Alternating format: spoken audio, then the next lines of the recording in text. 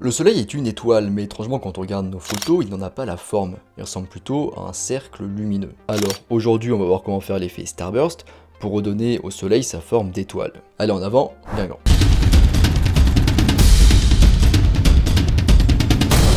Avant de commencer, je vous rappelle qu'en description, je vous laisse l'article complet sur le même sujet, et en description, vous pouvez aussi accéder à ma formation gratuite sur les bases de la photographie. Je vous invite à vous y inscrire si ce n'est pas déjà le cas. Alors avant d'entrer dans les étapes, je fais un petit rappel sécurité. Ne pointez pas votre appareil photo directement vers le soleil, parce que vous pourriez endommager vos yeux et votre capteur, donc pensez à bien protéger vos yeux avec des lunettes de soleil, et aussi servez-vous plutôt de l'écran LCD plutôt que du viseur, on sait jamais. Alors déjà, choisir le bon objectif. Le nombre de lames composant le diaphragme de votre objectif déterminera l'aspect de votre soleil. Un nombre pair de lames vous donnera un nombre égal de branches. Par exemple, s'il y a 6 lames, et dans ce cas vous obtiendrez un soleil avec 6 branches, alors qu'un nombre impair de lames doublera votre nombre de branches. Donc par exemple, si vous avez 5 lames sur votre diaphragme, vous aurez 10 branches sur votre soleil. Et l'aspect de vos lames joue aussi sur l'aspect de votre effet. Si les lames de votre objectif sont droites, la forme de l'ouverture du diaphragme sera polygonale, donc avec plusieurs angles et plusieurs côtés. Vous obtiendrez du coup davantage un effet de branche. Alors que si les lames de votre diaphragme sont arrondies et donc moins polygonales, alors l'effet de branche peut être moins visible. Donc l'objectif optimal pour obtenir cet effet, c'est un objectif avec des lames qui sont droites, et au niveau du nombre, ça dépend de vos goûts personnels. Donc vous n'allez pas racheter un objectif juste pour faire cet effet, donc plutôt essayer de comparer tous vos objectifs et de regarder un petit peu l'effet que ça donne. Et c'est aussi pour cette raison que l'effet fonctionne moins bien quand on ouvre très grand. Dans cette position, le diaphragme de l'ouverture a la forme d'un cercle, ce qui n'est pas bien.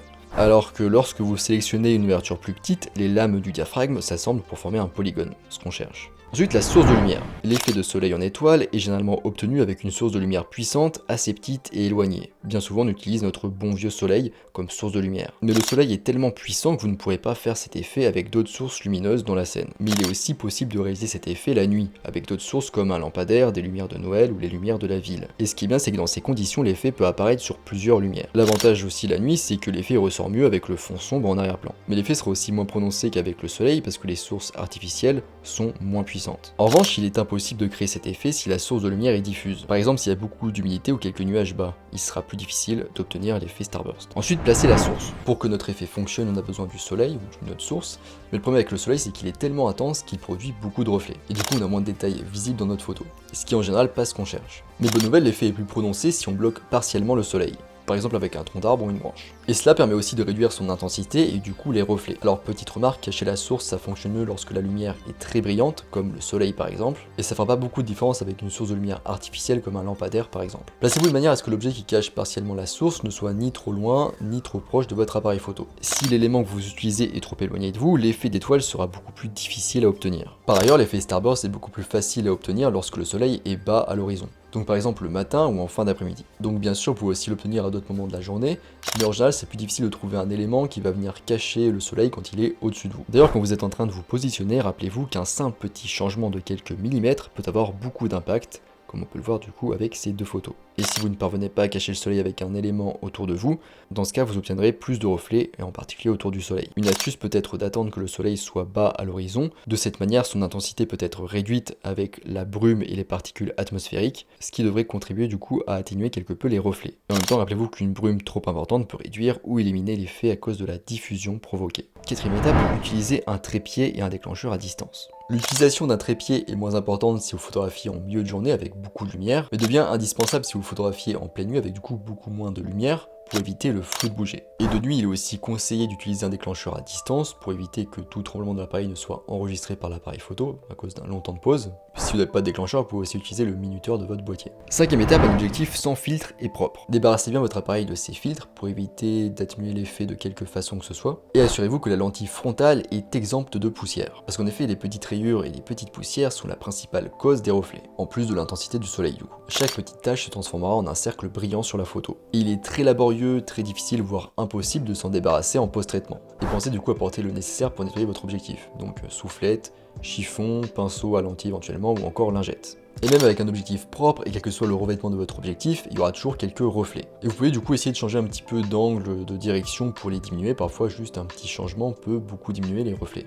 Sixième étape, les réglages pour l'effet Starburst. Alors au niveau de voiture, on sera entre F16 et F25, on peut aussi aller jusqu'à F11 ou F32, et on fera le réglage des ISO et du temps de pause en fonction de notre ouverture et de la scène. Vous pouvez vous régler en mode priorité à l'ouverture, mais vous serez sans doute mieux en mode manuel pour après gérer manuellement l'exposition.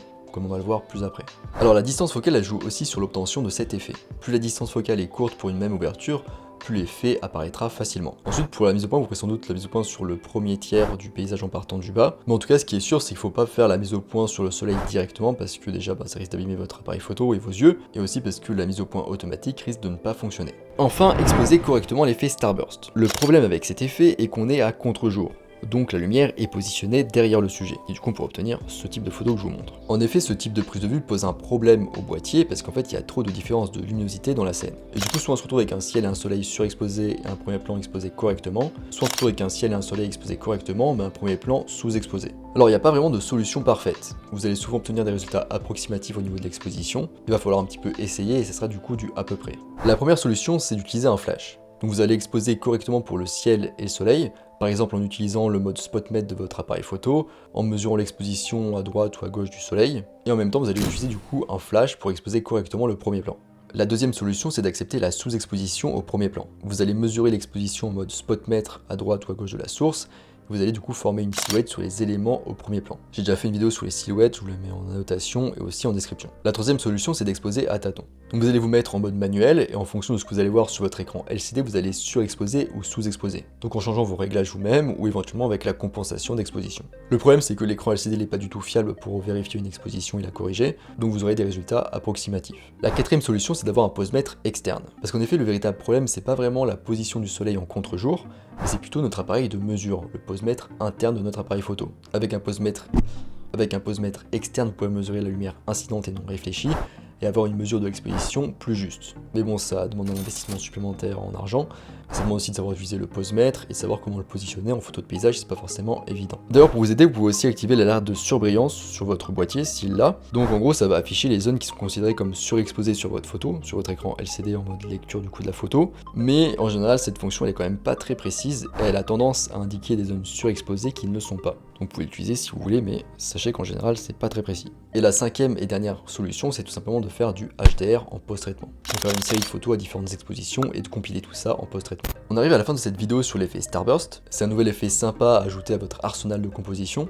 J'ai aussi réalisé d'autres vidéos sur les paysages, donc comment trouver la bonne lumière et comment trouver le bon ratio. Je vous laisse tout ça en description aussi en annotation. En description, vous pouvez aussi retrouver l'article complet sur ce même sujet et vous pouvez aussi toujours accéder à ma formation gratuite sur les bases de la photographie. Moi, je vous laisse ici à votre effet de soleil en étoile et je vous dis à bientôt sur les internets mondiaux.